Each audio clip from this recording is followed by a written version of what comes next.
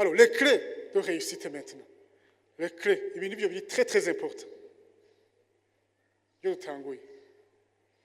Nibaza yuko mwamaze gutahura neza yuko abana b'Imana barashobora kuba mu bitandukanye n'ivyo baronse muri Kristo kubera yuko batabizi. Kubera ko batavyizeye. Imana iravuga ngo ihanga ryanje ryicwa niki? Nuko utamenya. Amen. Nuko utamenya. Nuko utamenya. Barigeze kuduha akaroro k'umuntu yasegerereza hanyuma yicwa n'imbeho aryamye munsi y'igitarugo. Bagiye kuraba bamuvyuye basanga aryamye kuri carton irimo $25,000. Yarasegerereza abika, asegereza abika. En fait, c'était un riche qui s'ignorait à ce moment de la mort. Muri umwanya yapfuye. Yari umuntu atunze atazi ko atunze. Siko none. Mugabo kubera yuko mu mutwe byinjiyemo neza kwa Kenye. Ndababwira. Urashaka guha n'umuntu apima ibiro 100. Upima ibiro 50. Kuri ibiro 100 azi neza ati ko ari anti-grand papier ataca amazi. Ko ati akiruka. Afise 100 kg. Kubera mu mutwe ari convaincu ko ataca amazi. Amen. Ugasanga umugabo w'ibiri 100 yumvise igikoma akabwiye umugore ati sokurabe ushize umbwira ingene bimeze. Birumvikana tuba ico twiyumvira. Tuba ico twiyumvira. Birumvikana. Ndabaze ngaha mu Burundi duhora twumva nka muri za Etats-Unis habaye za tsunami abantu bapfuye. Ku by'ukuri turabuze ikintu twashaka gufashisha Etats-Unis muri uwo mwanya. On a des docteurs, non? Siko none. Turafise abantu bashaka gufasha. Bo kubera ko tuba tuzi tuti. Turi ba ntaho nikora. Ahubwo muri ico gihe hari tsunami, Etats-Unis kubiturikira amafaranga hano. Siko kubera bazi bati twebwe turazi neza yuko uko gutanga kuzoka makuru hejuru y'ukwakira nimwakira amen. Tuba ubico wiyumvira niko turiga ngaha uzobico wiyumvira niba nutavya appropriate hanyuma izi funguzo tugira twige ngo zishire mu ngiro nta kizohinduka. Birumvikana uba ico wiyumvira. Dieu dit ils sont comme les pensées de leur âme. Siko none uko twiyumvira nico turi. Umuntu yambara uko yiyumvira, umuntu afungura uko yiyumvira, umuntu atambuka uko yiyumvira, umuntu agira abagenzi bahuye n'ibyo yiyumvira. Amen. Amen. Akaromora ntanga nk'umwigeme yamari kuvuga ngo jengo abantu bose baza kundesha akaba ariko arabenga ati je abantu baza kundesha bose n'abantu bameze nabi, ce sont des bandits, n'abantu badashoboka. Era raison yuko utabemera. Muri kibazo kiri he en fait? Abo bantu bakurikira iki? Isazi kurikira iki? Non, soyons non, qui se ressemble s'assemble, non? Ugiye umukobwa akwiye kuraba denominateur commun bajya abantu bose. Akareba cyo bahuriyeko. Kiya kintu iwe kiriyo. Niya gihindura doca haza abandi bantu. Uvuye ngaho no munsi ukaja mu cankuzo. Dans 2 jours bamaze kuronka abagenzi kandi abo bagenzi nabantu bameze nk'ukumeze. Siko none? Dis-moi qui tu hantes, je te dirai qui tu es. Kugira umuntu mumenye ntinda kuja kumusokoroza. Ushogira étude de son entourage, umumenye. Siko none? Niha bari inkumi hano bimaze gushika no musi bihere. Bajya abantu bamubona baza batameze neza. Rondera ikintu bose bahuriye ko kitameze neza. Ukirondera iwawe uvuga uti ndagikuye. Tu vas attirer d'autres personnes. Ok, clé de réussite. Nibaza yuko tuzi neza ko pour expérimenter vraiment la réussite ntibyizana hari ikintu uteza gukora. Dieu a sa part, toi tu as ta part. Imana ifise uruhara rwayo, wowe nawe ufise uruhara rw'iwawe. Birumvikana? Ego. Ibyo Aaron ntabwo tuhateba kuko nabivuze hariho abantu basenga Imana ngo ikora ibyo Imana yabatumye gukora. Non, Dieu a son rôle, toi tu as ton rôle. Amen. Reka tujye kuri les clés, la première clé, le premier principe. Principe du travail assidu. Kuba umunyamwete. Mumbize neza. Igihe Yesu Kristo yakora ibitangaza byo kugiza imikate, byo guhindura amazi mu muvinyo, byo kugwiza amafi, ntiyagize maji. Yabanza kuraba mu fisiki. Birumvikana? Dieu ne fait pas de magie. Dieu bénit l'œuvre de nos mains. Imana ihezagira icyo wakoze. Donc il faut mettre la main quelque part. Amen. Ukaba uri umujene uri hano, ukaba uri umunyeshuri, ukaba uraheje amashuri, rondera ikintu ukora Imana ironka icyo ihezagira. Dieu, hari umuntu yigeze kuduha akarorero. Ndabaza, si Dieu veut multiplier par 1000,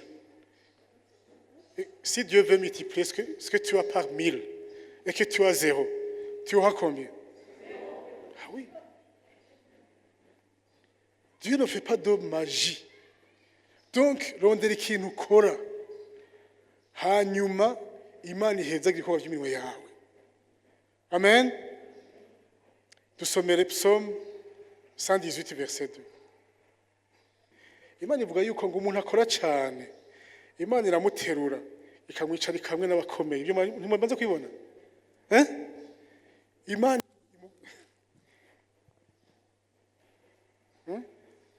hariho abantu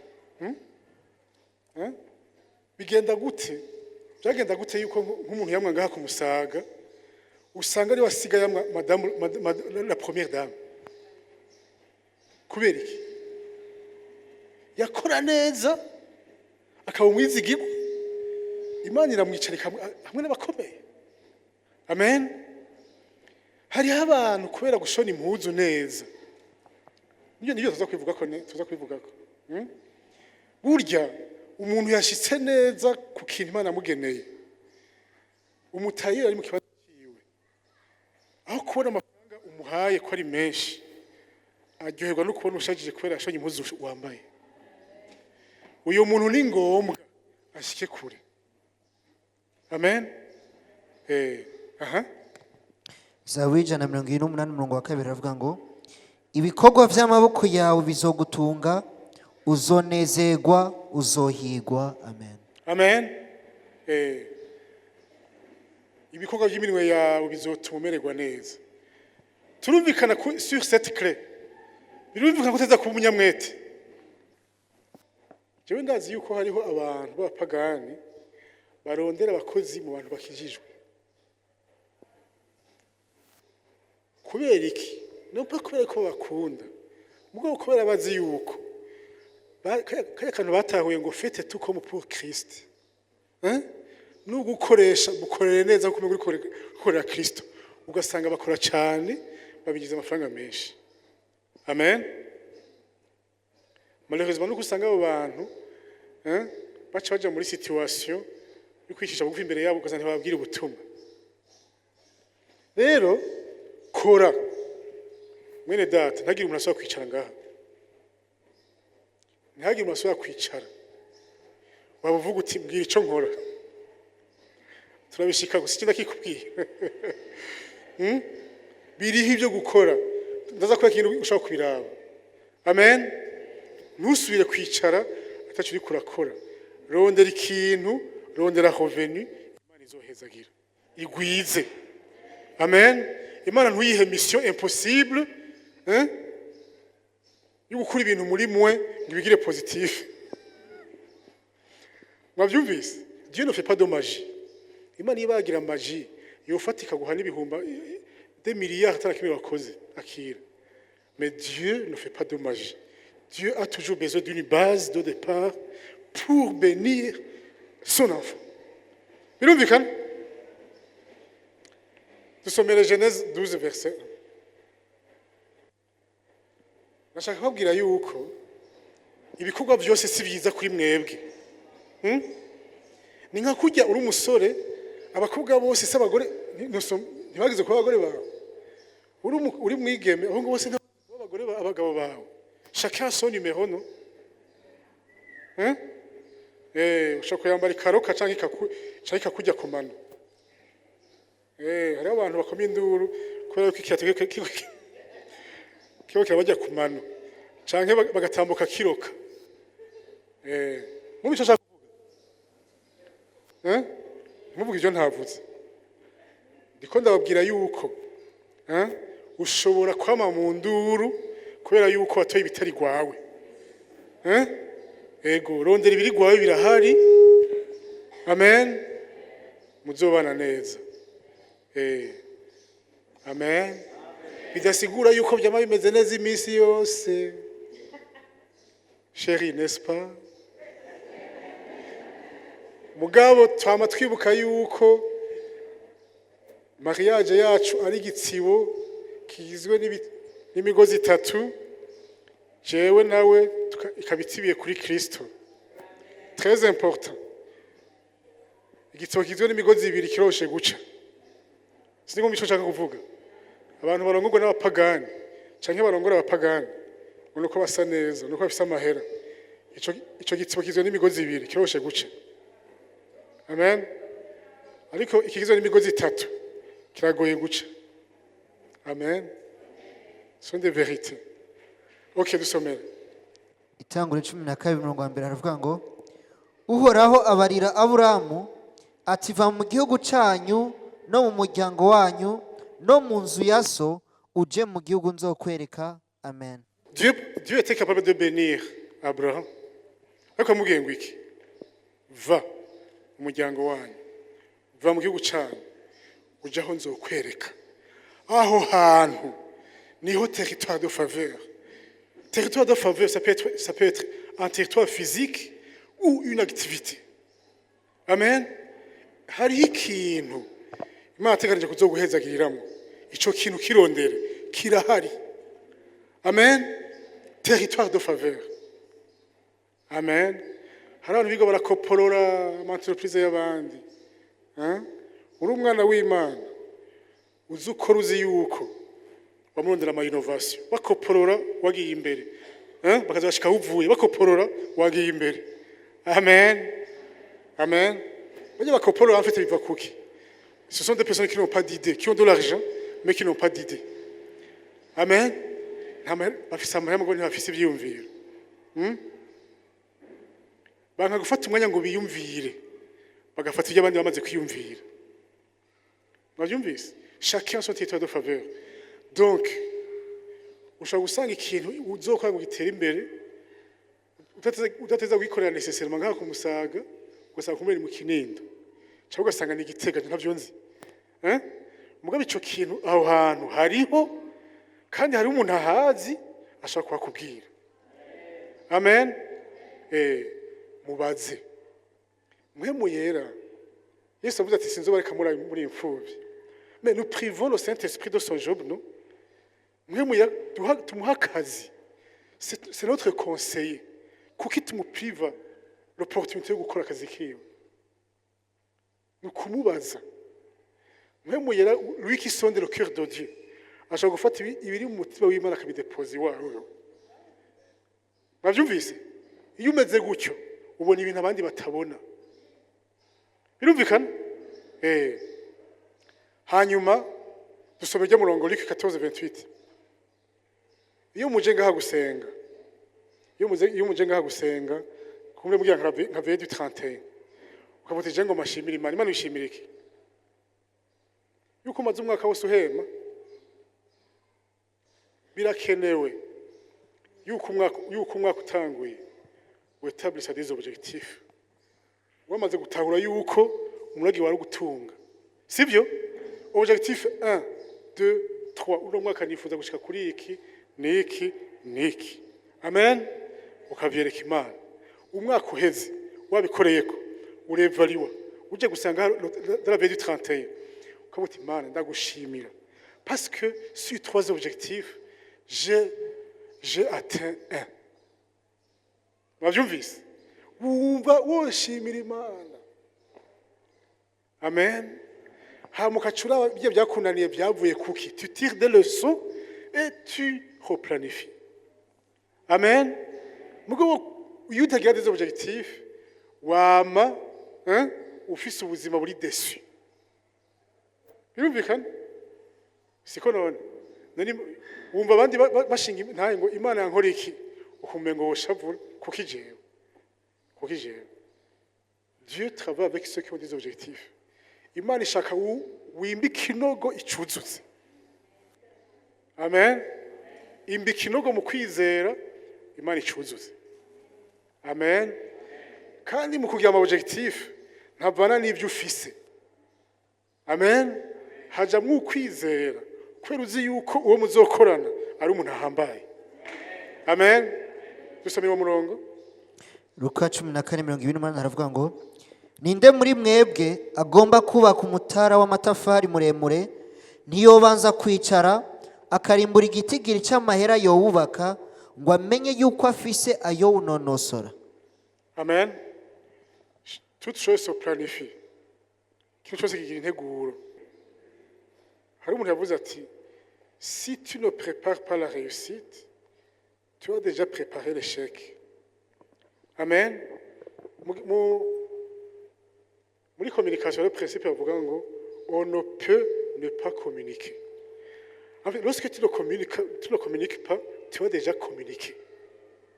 Birumvikana? Abantu bubatse, abantu bafise abana. Iyo umuntu akwaje nk'ikintu ntucishure. Afite wabamaze gutanga inyishu. Amen. Hari umuntu yigeze kubaza ngo umugore we baramaze igihe bubakanye aramubaza ati chérie iyo nza kugusaba ngo twubakane unzi nk'uko unzi ubu wari kunyemerera aca mubwira ati ntuzusubire kumbaza icyo kibazo ntiyari yamaze kwishura ntiyari yamaze aho ntiyishuye none ntiyari yamaze kwishura se Écoutez bien. Ne pas planifier la réussite, c'est déjà planifier l'échec. Birumvikana. Amen. Umuntu atazi yaja, toutes les destinations sont bonnes. Amen. Siko none. None umenya kuri kuja mu buraruko canke mu manuko gute. Il faut que ufise objectif ushaka kuja. Amen. Umuntu atazi yaje muhuye mu gatondo ukamubwira ati dusimane kwa umuntu mu Kamenge yego kweli bagitujana mushitseyo mwaza kumuraba hari umuntu agwaye mu bitaro nani twojana umuntu atazi yaje toutes les destinations sont bonnes abantu bamutwara iyo bashatse no mu by'amafaranga umuntu afite amafaranga atazi icyo akoresha burya ntiyamwereke yaje ahura n'ikirato shaka kuja hajya ahura n'ishuka shaka kuja hajya genda ahura n'abagenzi shaka kujya mu muntu inyota iramwishe shaka tumufashe reka tumufashe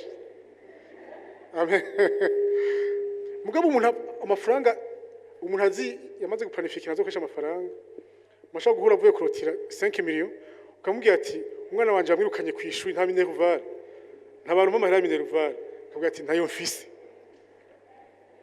wewe ucuvuga ngo ujya muntu ngo ni ingumyi ajya amafaranga nta kirayiwe. Amen. Nta kirayiwe. Donc il faut vraiment planifier les résultats ukagenda ufise intumbero. Amen.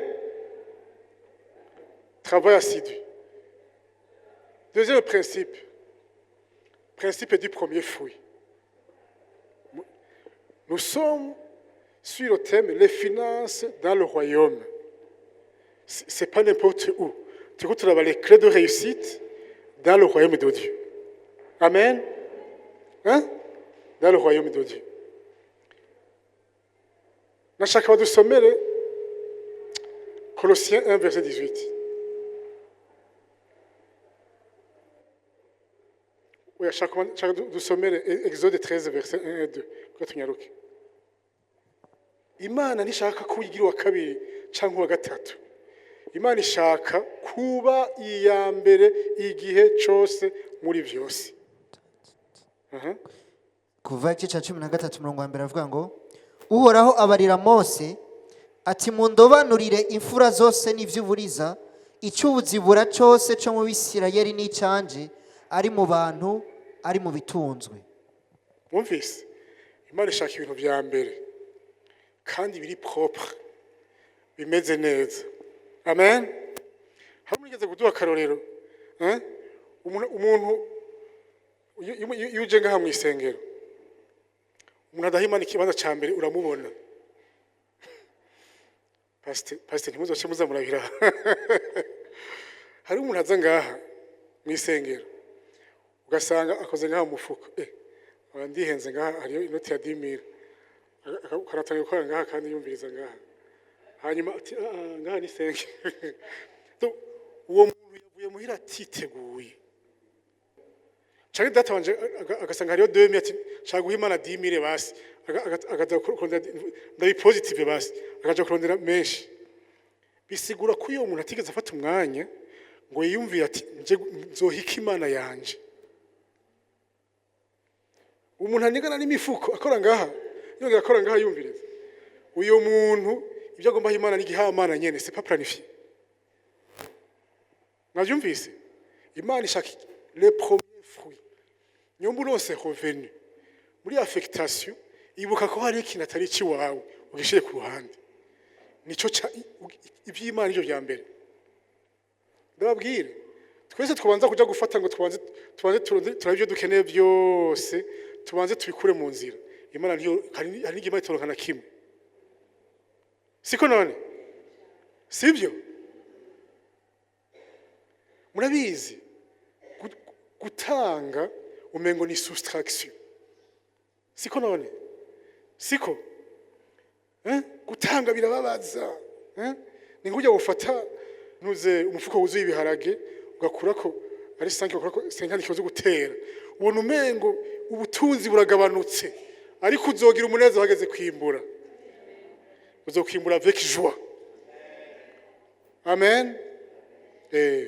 Imana ni vya mbere si vya kabiri cyangwa cya gatatu. Amen. OK. Dusomere Proverbe 3 verset 9 et 10. Mu bintu byose Imana yaduhaye harimo imbuto. Kandi iyo umuntu hari imbuto, ikibuto cyama kibishe kenshi. Uzofata nk'ivoka akubwira urabona kiya kibuto kivuka. Kandi kumagara ngo ni cyiza gose. Kandi ugiteye kivamwo amavoka menshi. Mugabo ukiriye kirarura. Imbuto kiyaza kuzirya. Imigani igice cya 3 umurongo w'9 aravuga ngo wubahishe Uhoraho ibintu vyawe bo n'umushuzo w'ivyeze vyawe byose niho ibigega vyawe bizokuzura vyongerekane kandi n'amato yawe azosesekara imitobe. Amen. Amen.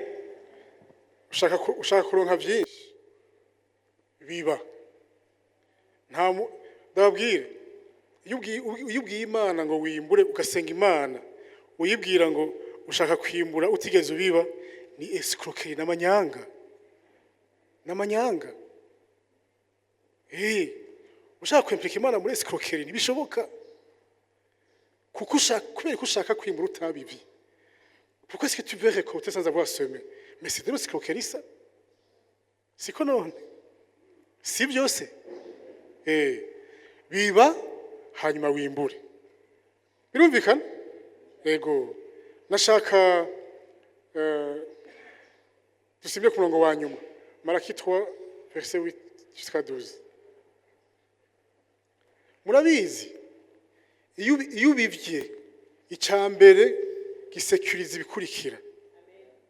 Amen. Ushaka la sécurité, ushaka ushaka gukingira ibyo ufise, Imana ivuga ati banza ibya mbere. Niko Imana ivuga ngo niwitaho inzu yanje nanjye nzokwitaho inzu yawe. Amen. Erega hari igihe twibagira gufatira Imana ku byo yavuze. Imana yashyizeho ibintu biri facile, la vie chrétienne est facile, byo gutera imbere ni facile, nitwe twibagira gufatira Imana ku cyo yavuze. Imana ikugira ngo ngerageza. Urashaka ko Imana yavuze umunsi ijuru n'isi nibibeho bikabaho, ikaguha uruhusha ngo ngerageza kweri. Ntuyigerageze. Aha. Maraki igice cya 3:8 haravuga ngo mbega umuntu yogunga Imana ariko mwebwe mwarangunze, yamara muravuga muti twakugunze ibiki, mwangunze ikigira 10 n'amashikanwa. Wa muvumo muravumwe kuko ihanga ryose uko mungana mwangunze. Muzane mu bubiko ikigira 10 gishitse, kugira ngo inzu yanje ibemwe ivyo kurya, enda nimubingeragereshe nikuraho nyiringabagize, murabe ko ntazobagomorera ingomero zo mu ijuru, nkabacuncuburira umugisha mukabura aho mukwiza. Nzokankamira urugi ku bwanyu, ntigonone imirima yo mu ndimiro zanyu, kandi n'umuzabi wo mu ndimiro zanyu ntuzorumba nikuraho nyiringabagize. Kuko amahanga yose azobita abanyehigwe, kuko muzoba igihugu c'igikundiro nikuraho nyiringabagize. Amen. Amen. Hariho abantu ururyi bagendana mu gice cy'ururyi, siko Imana ivuga nzokankamira ururyi. Hariho abantu akira guhembwa, umwana yagwaye kwa muganga, akira kuronka udufaranga, ingwane yashitse dépense twose, ukamenga iminsi yose hari ikintu cama gitunye kirinde kuronka amafaranga, mugire gute? Mais qui vole au fait? Le diable a 3 fonctions: voler, détruire, égorger, n'est-ce pas? Ibintu bitatu. Ukaba ushaka gukingira ivy'iwawe, Imana ivuga ngo tanga mwishengero, tanga ibigira 10. Amen. Ibyo ngo Imana irabikankamira. Amen. Niwemere ko Imana ishiramwo action mu bintu byawe, mu bisangire. Mwavyumvise? Umunsi umwe arabwiye Imana ngo je ndakwihaye wese. Kumwihaye wese ibyo ufise mugo ntavyo yiha. Imana ivuga ati nkeneye 99%. Byaye kugenda gute? We kuvuga ngo no. Sa? Hari ibigo. No, Imana ivuga iti n'umubivyi nije ndamuha imbuto. None buryo ajya amafaranga ubutanzi, ofete yavuye. Ni Imana ivuga ati en fait iraguha ukagarukana gusa. Wo kwishimira katari ubuntu bw'Imana. Amen. Ne nous privons pas des opportunités de réussite. Dieu nous a donné les clés. Imana duhaye imfunguruzo zoroshe gukoresha, tuzikoreshe biroroshe. Amen. Donc le premier, twabonye le principe du travail assidu, gukora kuba umunyamwete gukora. Twumvikanye ko ngata umuntu akwiriye gusigara ari akwiye gusigara ari atacikora. Ndababwira ikibazo abantu bafise, abakirisu ntibakora. Nibyo bintu byo kuhana amahera abantu ntibishure, abatishura kenshi n'abantu bakijijwe parce qu'ils ne bossent pas. Ariko uzwe najya mu isoko uzosanga n'umuntu adandariza uwundi, yego abapagani, akamusigarana akamugurishiriza ibirato, impuzu, akamuha amahera. Ntabyo murabona none, ugasanga ikibanza nyeneho si hari, mukazona umuntu araje ukagura akaza kumuha, siko none? Mugabo mu bantu bakijijwe, la loi du maître est fort, le chemin le plus court. Imana yacu ni nyabushobozi izokuzuza kanwa. No, Imana yashyizeho amaprincipe, Imana ntiyisubirako. Ntiyisubirako. Nico gituma ngubura ashaka kuza nk'umupagani akavuga ati jewe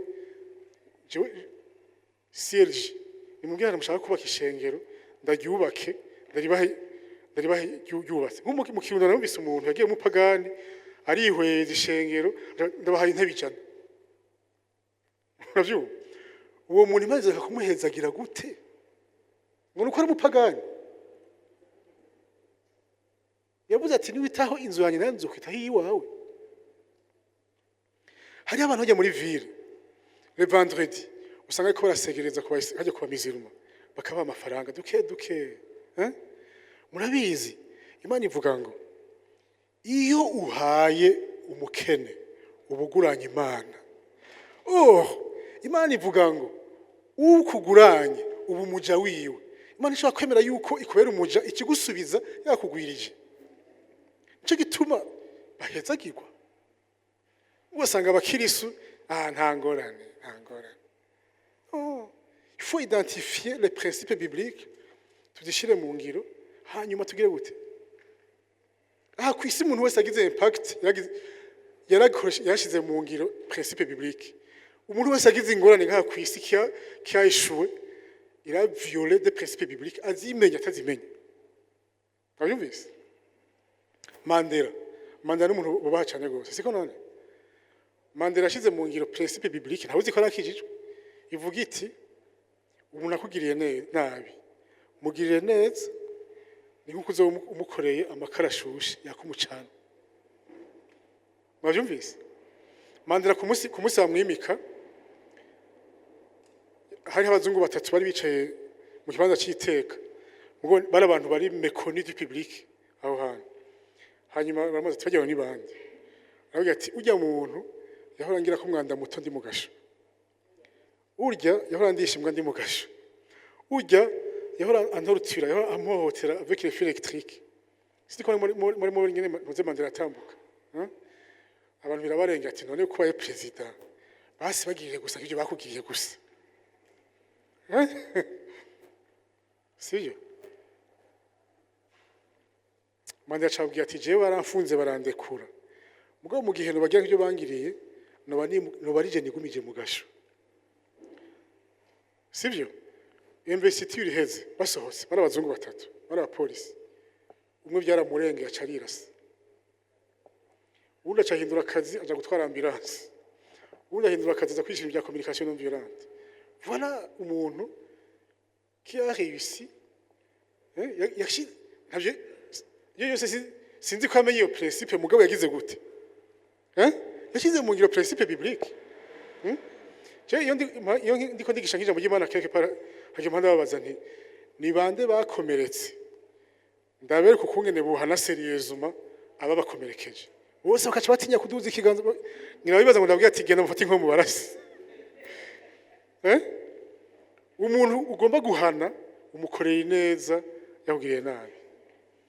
Yumviye nk'umuntu wamuvukana nk'umwana wa sowanyu yakugiriye nabi akakumara treta hamukumva nk'umwana ari mu bitaro bamufunze byase kwava mu bitaro akaza yumva ni wewe wagiye kumukura mu bitaro muzohura zaka kujyama hasi mukuramutse uri umugabo siko none mugabo iwacu kenshi ubugabo ni iki Ancien Testament ijisho kurindi iginyo kuri non.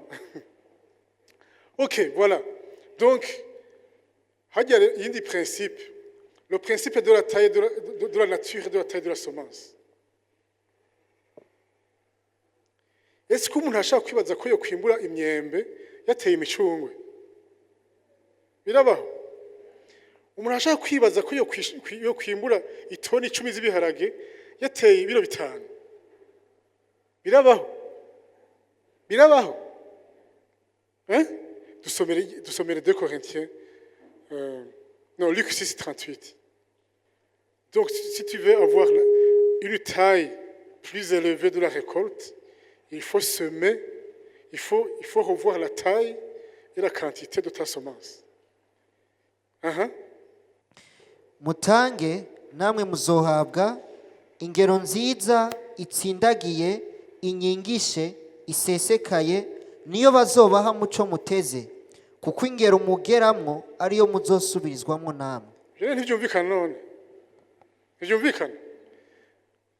ushaka guhindura taille de ta récolte, quantité, hindura taille et la qualité de ta semence. Mumvirize neza. Nashaka ndabwiye ko Imana ntibona nkuko twe tubona. Yesu hari umuntu w'umupfakazi yatanze yashikanye amafaranga abiri. None Yesu yavuze ngo iki? Uyu muntu atanze kurusha abandi bose. Siko none iyo umuntu afise 500,000 agatanga 50,000, uwundi akaba afise 100,000 agatanga 20,000, ninde atanze menshi? Aux yeux de Dieu, ninde atanze menshi? Ça wa 20,000. Ujya muntu y'umupfakazi yatanze kurusha abandi, kumbure kwemeye kuri atariye kugira uwo munsi atange. Mugabo abandi bakaba baje gutanga ibirengako. Amen. Imana ntiharura nkuko twe duharura. Hari abantu ruzosanga niho hageze guharura iki 10 banigana. 20,000, 25,710 divisé par 10 égale combien? Est-ce que j'arrondis par défaut, j'arrondis par excès? Bakanigana. Non. Nyumba batari bakijwe batanga iki 10 divisé par 10. Twe Yesu itangiye kumusaraba twe kunigana bano duharura 10. Non, ça c'est une mentalité de pauvreté. Non. Tanga avec libéralité, ukumva umutima ugusabye kutanga. Siko none? Ntuje kunigana. OK. Tugaduheze. Principe de semer et récolter. Donner, recevoir. Nta muntu yimbura ivyo atagize gute? Atabivye ntibibaho. Mugabo ubivye ni ngombwa uzokwimbura. Amen. Hariho n'abantu ndababwira parenthèse. Hariho n'abantu bimbura ibintu batari biteze bakimbura bibi batazi ko babivye. Mwabyumvise? Ubivye ni ngombwa ugire gute? Ngombwa wimbure. Ndabaha akarorero. Reka ndabaha akarorero. Ukazovuga nabi umuntu akurongoye. Ni ngombwa uhejeje kubiba uzokwimbura ivyo nyene. Birumvikana? Sinzi ko muvyumva. Wewe uri marié, uhuye n'umugore w'uwundi akabwira ngo ndagukunda kweri. Nawe ukacumubwira naye ndagukunda. Urahejeje kubiba? Mwavyumvise? Mwavyumvise? Urahejeje hariho abantu birotruva bariko bimbura ibintu batibaza ko babivye. Kumbe barabivye, imbuto yarakuze iri kwiramba ivyamwa. No. Vuga uti no. Unkunda gute? Kenda afise umuntu ankunda. Umunsi nari j'étais dans une mission. Ndiko ndabwira ubutumwa umuzungukazi.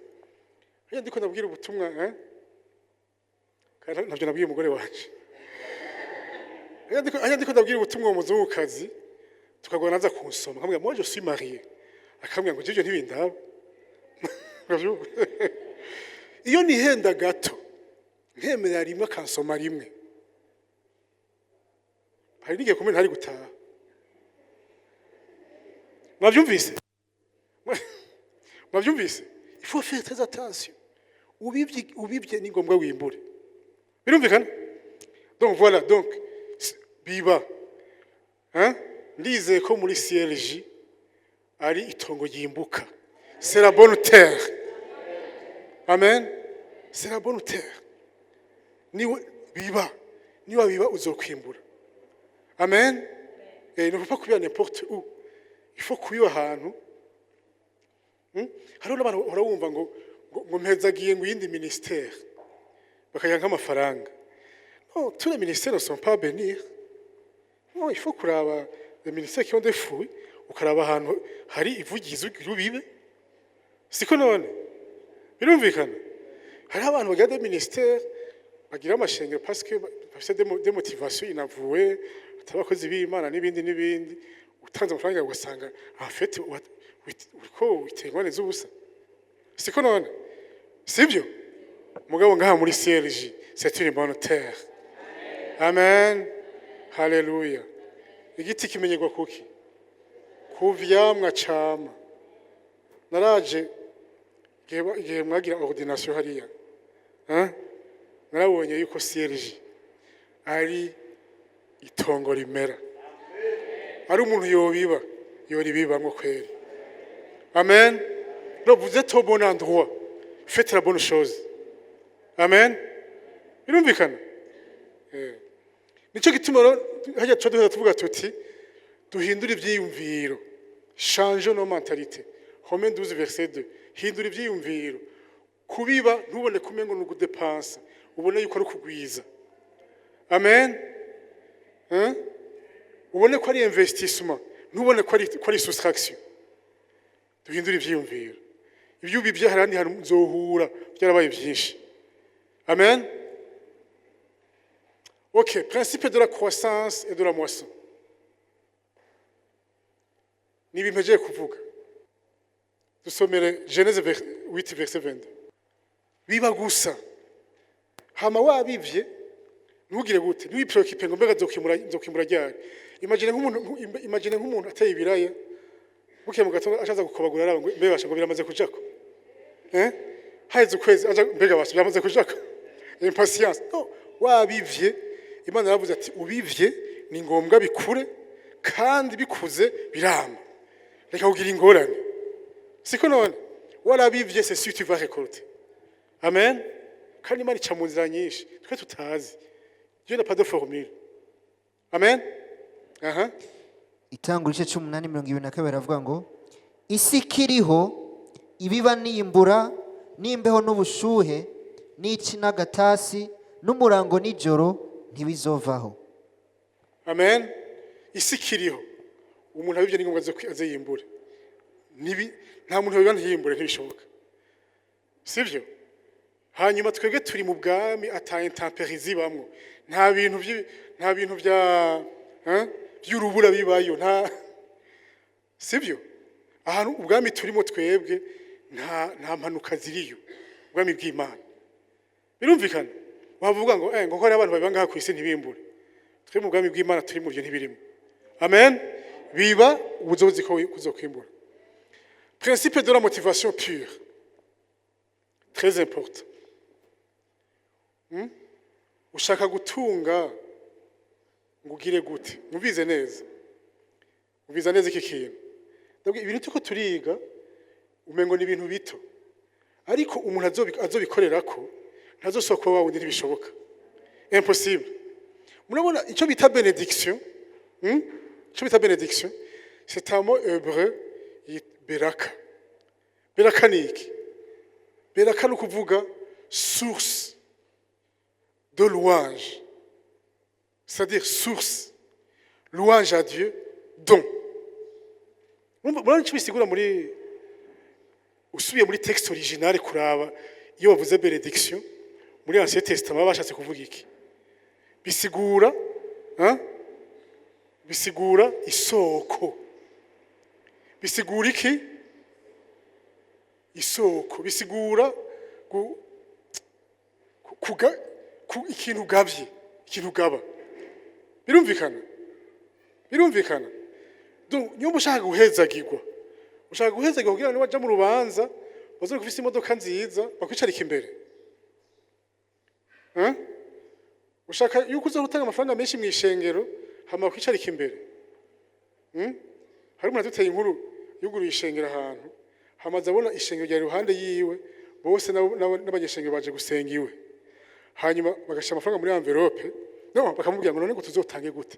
Bashaka batanga amafaranga nyene kuki nyene amenyekane bagati abantu barakomeye muri no shengero twa ikibanza kinini. Bashaka bati muramusha muri envelope bamutange. Bagiye babona kumwe nyene baza basha kugenda uko nyene bose. Motivation impure.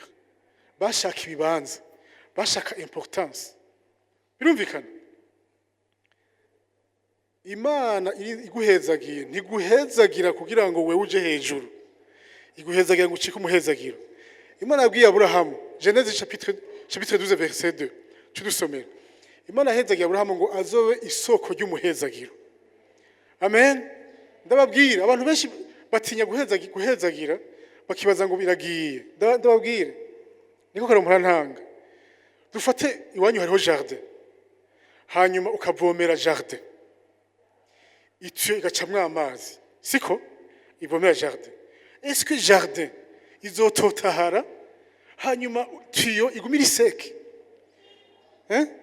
Muramaze kubona iyo amazi y'imvura iguye, kugira amazi atembe abanza kugenda yinjira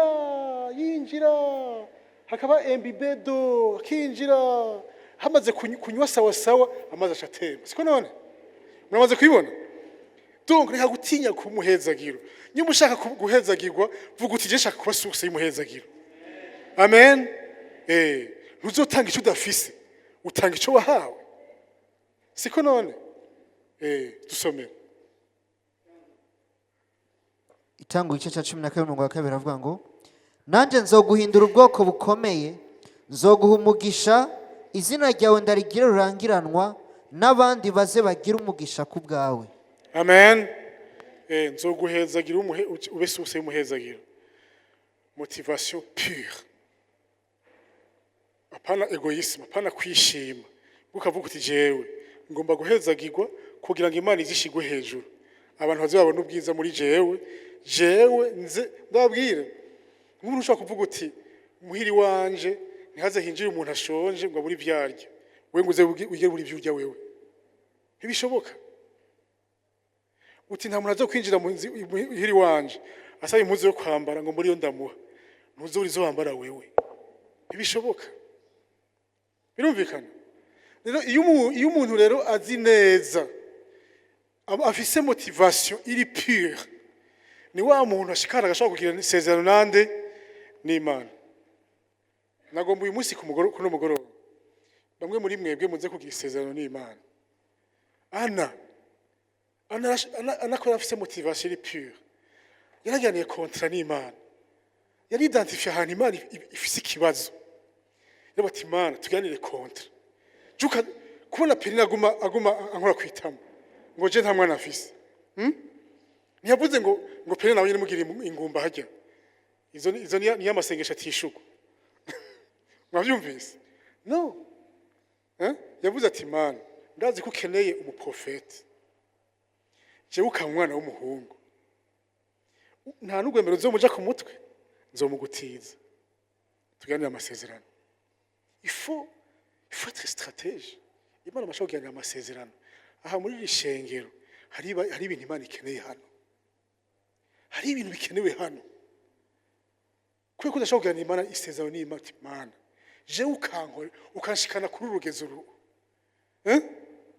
sibyo? Ndababwire jewe nagiye isezerano Imana kandi baza ko bizoshoboka. Ndabyizeye nasezerano Imana. Hariho revenu mensuel nasabye Imana. Iyo revenu mensuel nashikako, ma dîme sera un tiers, non pas un dixième. Murabyumva? None erego biravye nta kintu kandi nzobambuze, siko none mugo naravye ikintu Imana irakeneye partenariat dans nos finances, siko none, sibyo? Rero nagomba kubabwira yuko uno munsi washobora isezerano n'Imana ko Imana je ukashikana aha nanjye nzokora iki. Amen. Tangura muri yumvira ikintu wokorera Imana. Twebwe kuri eglise twageze kugira kwigisha nyene nkuko. Hama twagiye twumva hariho umuntu mu bintu dukenera kwishengero yama bizana ibyo bintu, je nta nuwo ndanamenye, nagize ntibikenewe ko umuntu amumenye, azi gusa n'abantu bakira ibyo bintu. Bati burya nashize mu ngiro kinagira nisezerano n'Imana, Imana yaranteye iteka, iki kintu ntimuzosaba kukirondera ngaha, nzokamera kizana jewe. Amen. Yuko izisezerano no kwibuka iyo wavuye ukaba fidele ntuzuvyibagire. Ana amaze kuronka Samuel yaciye agenda amushikanya Imana kwera ati nawe umukozi w'Imana. Il faut promettre et accomplir. Parce que notre Dieu, ndabwire kenshi abantu abantu bigora kwizigira imana kubera uko bameze bo. Nk'umuntu yamara ariko arabesha yemera ibintu ntabikore, biramugora kwizigira imana yuko ikintu yemeye izo kimukorera, siko none biramugora. Ni nka kurya anye urageza mu vyago pekse kitagufata nabi bakamubwira ngo notre papa céleste est amour, ngo ni rukundo. Kompara na papa niki bikakuzazanira. No, sibyo. Kenshi dukunda kudomestika imana, dukunda kuzana imana tukayisha muri boîte yacu uko tumeze ngo niko imeze. No, amen. Uno musi rero abantu mwe muri yumvira, ça c'est très puissant, nahari ikintu gisanzwe. C'est un principe important kuganira alliance n'Imana. Abantu babona ko kuganira alliance n'Imana yiyumvira iki urugezo wifuza ko Imana gushikanako, hanyuma uraba ikintu bemerera Imana kuzokora nawe mu bwami bwayo, uvyandika ahantu twaza gusenga hama bibwira Imana wenyene. Amen. Dieu est un Dieu d'alliance. Imana y'amasezerano. Voilà. Alors, nagomba guhereza kuri iki kintu. Mubize neza. Kugira ngo dutere imbere, twabonye ibyo byose twabonye, no gukora cyane, no gutanga mu ishengero, Imana ukayiha ibya mbere, no kubiba, no kugira motivation iri pure, intumbero nziza ushaka gutunga kubera iki intumbero nziza. Hanyuma igisigaye ni iki? Igisigaye uragira des objectifs iyo ushaka gushikako, hanyuma ugasenga Imana, kuko toutes les activités ne sont pas bonnes pour toi, tous les endroits ne sont pas bons pour toi. Byose si byiza kuri wewe, ariko hari ahantu Imana atekanije, hari ikintu Imana atekanije ukora ico nyene. Faire la bonne chose au bon moment, au bon endroit et selon la façon que Dieu veut que tu le fasses. Wabyumvise? Ibintu bizogenda neza. Amen. Tuko turaheza? Turahejeje d'ailleurs. Murabizi Imana yabwiye Abisirayeli yabwiye ati kiya gihugu ni iki wanyu. Sivyo? Ni iki wanyu. Iyo badahaguruka ngo gende kucokipa, Imana yari kubatera ngo bashe ku rutaro ngo woki ngo nabashizeyo. Amen. Umuntu akubwiye ati ndakugabiye ikaramu, utaramvuye ukuboko ngo yakire ntizokigera ibi wawe. Birumvikana? Ukwizera ngo kutagira ibikorwa ni ukwizera gupfuye. Nyombi biwabyizeye bishire mu ngiro. Ubutunzi ugutera imbere ni gwawe, nibizo bivyiwawe, byaramaze kwivyiwawe. Amen. Byaramaze kwivyiwawe. Hasigaye yuko uhaguruka ukavuga uti ngoma ninjire mu bushisezerano cy'wanje. Amen. Tuyadusenge.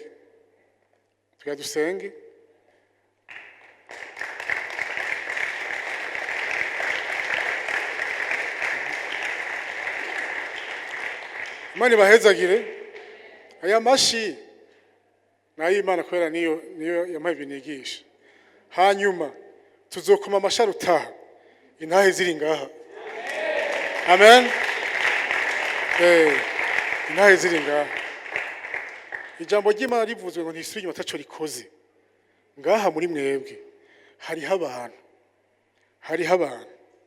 bazoshira mu ngiro ijambo ry'Imana. Abantu bakagira confusion. Uyu muntu byagenze gute? Ego, abantu bagira confusion. Nawe ugashinga intahe uti ni Yesu nakiriye. Ninjiye mu bwami. Amen. Uti bikorokera mu bwami. Ndababwire Yesu umunsi Nikodemu yamubaza muri Jean chapitre 3. Ariko amubwira ati kuvyukuri nta muntu yokora ibitangaza nk'ibi. Shiti ari kumwe n'Imana. Ate kumwe n'Imana ntavyo yokora. Siko none? Yashaka kumubwira ati quelle la formule magique ukoresha kugira ukora ibitangaza nk'ibi. Yesu amubwiye ngo iki? Yamubwiye ati ndakubwiza ukuri, utavutse ubwa kabiri ntuzogira gute? Ntuzobona ubwami, ntabwiye ntuzokora ibitangaza. Ntuzobona ubwami bw'Imana. Kuko ibi nkora utari mu bwami ntabyo uzogenda ubonye. Bikorekera mu bwami. Mugabo ugashikayo uzobibona. Amen. ubu bwami turi muri bwo rero. Amen. Hasigaye manifestation. Nitwe rero tukiye ku manifesta mu gushira mu ngiro zijya mfunguzo twize. Amen. Turasengera ibintu bitatu. Icambere ni ugushima Imana ko yaduhaye agakiza kandi katwinjiza mu bwami bwayo. Amen. Gushima. Ubwa kabiri ukabuzi ko ari urufunguruzo ruziya twize utashize mu ngiro kandi ubizi nibigira nkana usaba Imana imbabazi. Ushobora kubutahura uha Imana ivya mbere uno musi watawe ko Imana uha ivya mbere. Mana ndagusabye umbabarire. Amen. Sivyo? Hanyuma ubwa gatatu turasenga ngo Imana yugurura amaso y'imitima yacu kugira ngo tubonereze opportunité twongere tuzisezise dukire des entreprises. Amen. Ego ubwiza bw'Imana bwigaragaza. Amen. Ubwa nyuma turasenga dusengera abantu bifuza kugiranira isezerano n'Imana. Ni soke yawe n'Imana. Si ngombwa ngo bimbwire. Mubwo ukabuzi uti jewe ndashaka isezerano n'Imana. Wiyumvira ikintu ubone gikenewe mu bwami bw'Imana uti iki nzogikora mu Imana ushikana ngaha tugana isezerano nayo. Uganira idiri n'Imana. Amen.